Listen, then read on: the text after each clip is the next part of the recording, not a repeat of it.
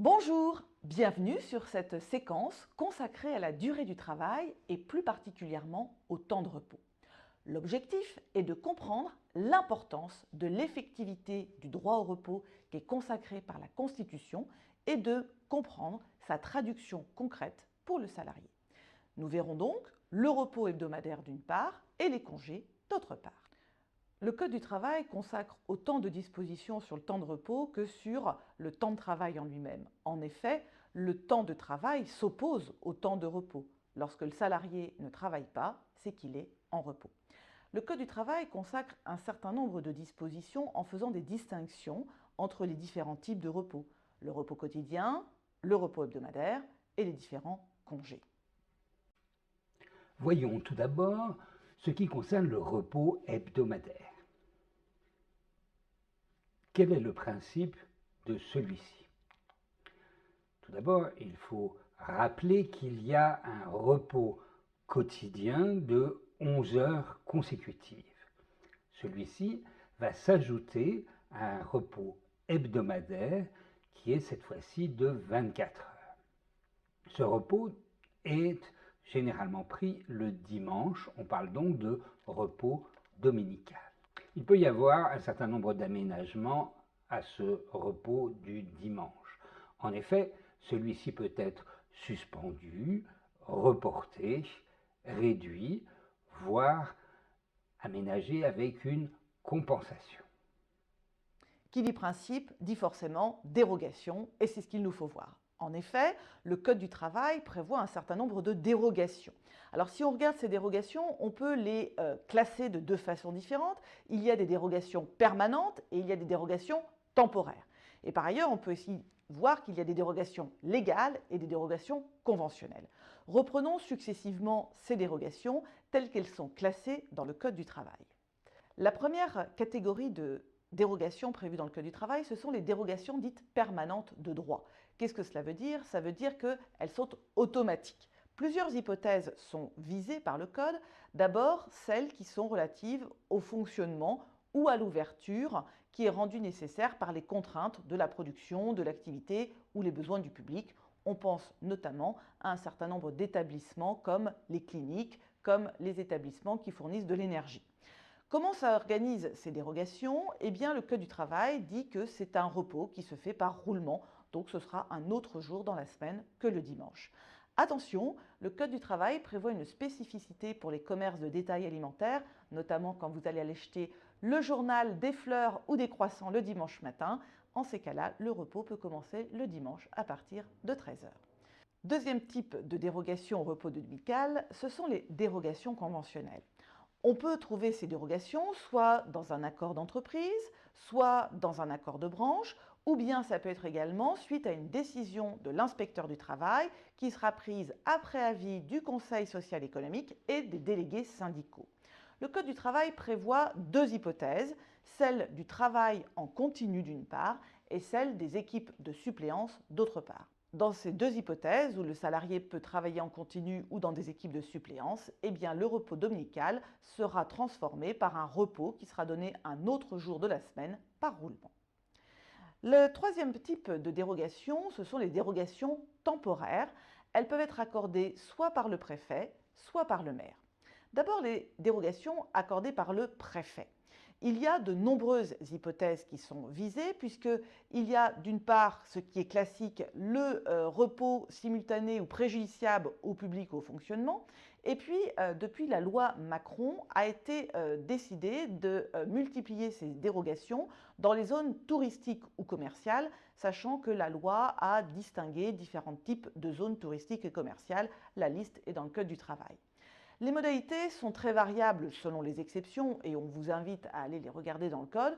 Ce qu'il faut quand même savoir, c'est que le point commun, c'est qu'il faut dans tous les cas l'accord du salarié concerné pour travailler le dimanche et que l'absence d'accord n'est pas une faute. On ne peut pas reprocher à un salarié, normalement, en tout cas en principe, de travailler le dimanche. Concernant ensuite les dérogations accordées par le maire, il s'agit des fameuses ouvertures de commerce de détail le dimanche. Initialement, c'était 5 dimanches par an maximum. La loi Macron a augmenté à 12 dimanches maximum par an. Dans ce cas, il faut que la rémunération soit double et que le salarié obtienne un repos compensateur équivalent. Qui dit règle dit sanction. Il peut y avoir des sanctions pénales ou des sanctions civiles. Les sanctions pénales sont ordonnées par l'inspecteur du travail et elles peuvent être assez lourdes car il y aura autant d'amendes que de salariés qui auront été illégalement employés. Pour ce qui concerne les sanctions civiles, il s'agit de mesures ordonnées en référé, à la demande toujours de l'inspection du travail ou encore d'une organisation d'employeurs. Enfin, il peut y avoir une action du salarié devant le Conseil des prud'hommes. Il convient dans cette deuxième partie d'étudier les congés. Lorsqu'on ouvre le Code du travail, on est assez étonné de la diversité de ces congés. En effet, il y a une multitude de congés dont les motifs sont très différents, entre des motifs personnels, des motifs plus politiques, associatifs. Dans tous les cas, le congé va entraîner une suspension du contrat de travail. La question qui va alors se poser, c'est de savoir si ce congé fera l'objet d'une indemnisation ou pas, et on voit qu'en la matière, les régimes sont très variables. On comprendra alors la nécessité de qualifier le congé pour déterminer le régime applicable. Si l'on feuillette le Code du travail, et on vous invite vraiment à le faire, on constate qu'il y a différents types de congés. D'abord des congés pour engagement associatif, politique ou militant. Il y a également des congés pour la création ou la reprise d'entreprise. Et enfin, des congés lorsqu'une personne souhaite s'engager dans l'enseignement ou la recherche, que ce soit totalement ou à temps partiel. Et puis vous avez ensuite un ensemble de congés relatifs à la vie personnelle et familiale, alors des événements familiaux comme le mariage, la naissance, le décès, mais également de solidarité familiale, notamment pour aider un proche ou une personne malade, des congés sabbatiques pour faire le tour du monde par exemple, et puis un certain nombre de congés parentaux. Chaque congé obéit à un régime différent. Nous allons par la suite nous focaliser sur les congés payés. Qu'en est-il tout d'abord des jours fériés? Le Code du travail cite 11 jours fériés que l'on peut égrener. Cela commence par le 1er de l'an, puis ensuite le lundi de Pâques, le jeudi de l'Ascension, le 1er mai, fête du travail, le 8 mai, la fête nationale le 14 juillet, l'Assomption le 15 août et l'armistice le 11 novembre, pour terminer la fête de Noël le 25 décembre. La liste des jours chômés, qui sont les jours non travaillés, est fixée en principe par accord collectif, sinon par décision unilatérale de l'employeur.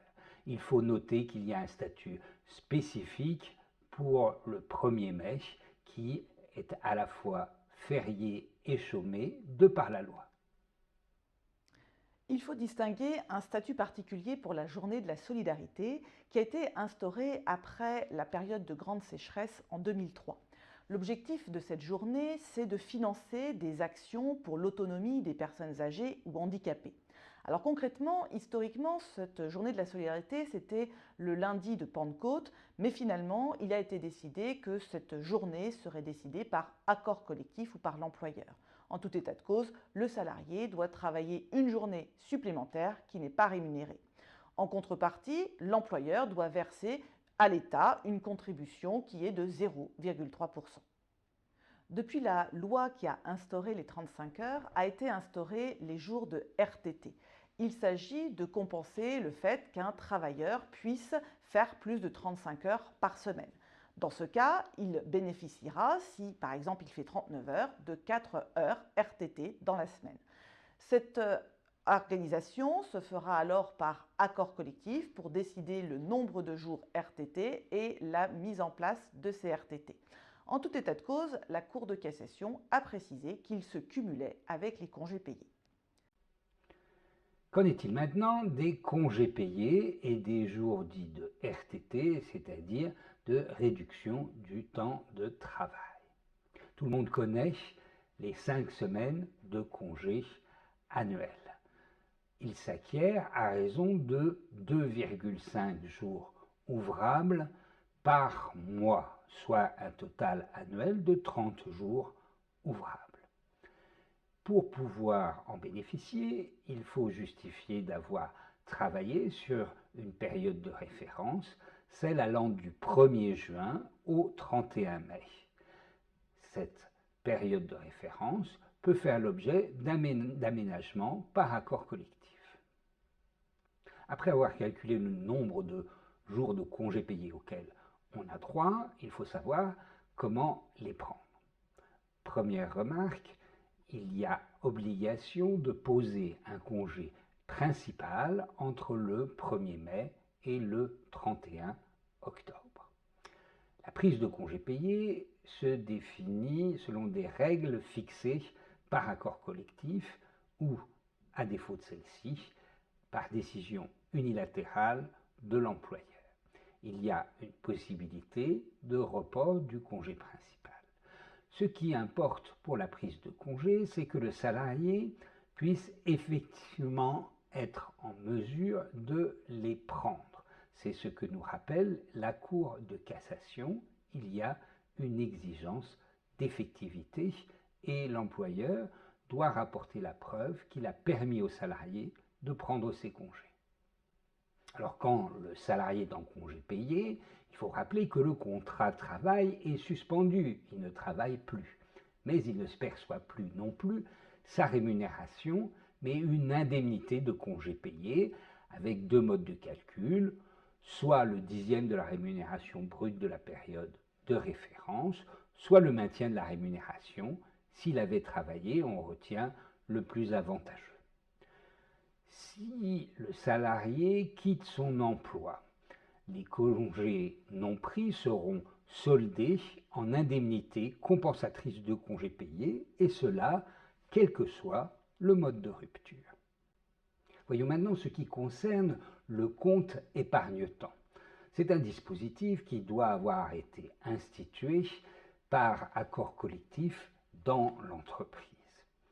Lorsque le salarié souhaite réserver un certain nombre de ses droits à congés payés, il le peut, soit pour en reporter ultérieurement la prise avec un droit à congé rémunéré ultérieur, ou il peut également bénéficier d'une rémunération, qu'elle soit immédiate ou différée.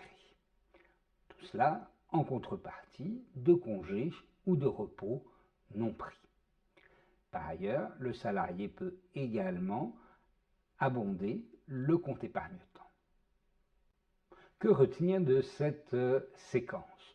Concernant le repos, au-delà du repos quotidien de 11 heures, il faut retenir l'importance du repos hebdomadaire qui généralement est pris le dimanche. Il y a cependant des dérogations au repos dominical.